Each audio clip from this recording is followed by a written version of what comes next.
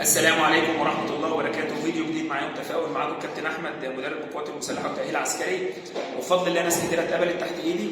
أنا جاي أعمل لكم فيديو في وقت مناسب دلوقتي، الوقت المناسب لأي حد حلم حياته يخش كلية شرطة أو كلية حربية أو أي كلية عسكرية. هو ده الوقت المناسب. إحنا دلوقتي أنت اللي في الثانوي العام في ثالثة ثانوي عام دلوقتي هو اللي بيختار حياته.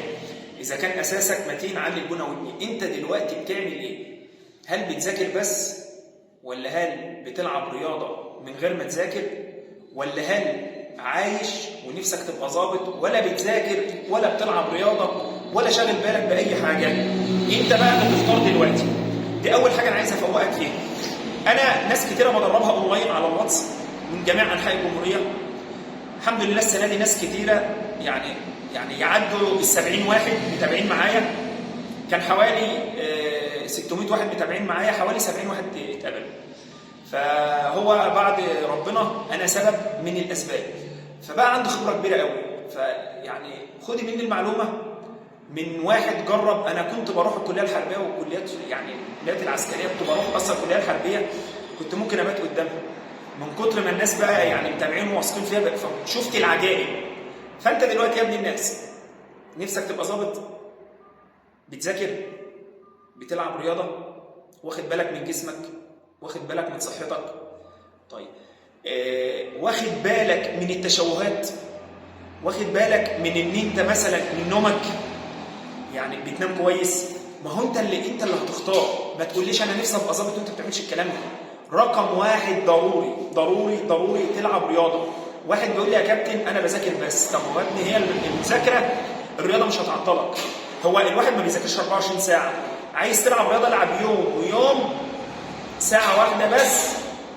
ساعة واحدة بس، يعني كل 48 ساعة هتعطل ساعة واحدة بس.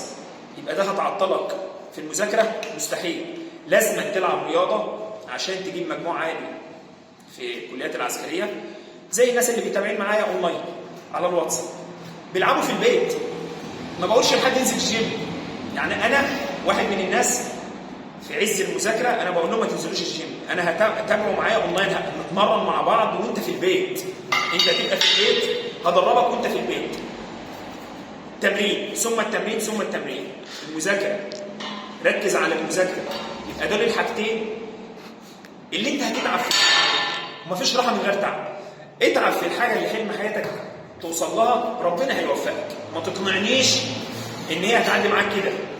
يعني هي مش هتعدي معاك كده بالكوسه كده. واحد تاني متابع معايا اونلاين بيقول لي ايه؟ بيقول لي يا كابتن وانا اتعب في نفسي ليه؟ واحرق في دمي ليه؟ وانا راجل ابويا لواء.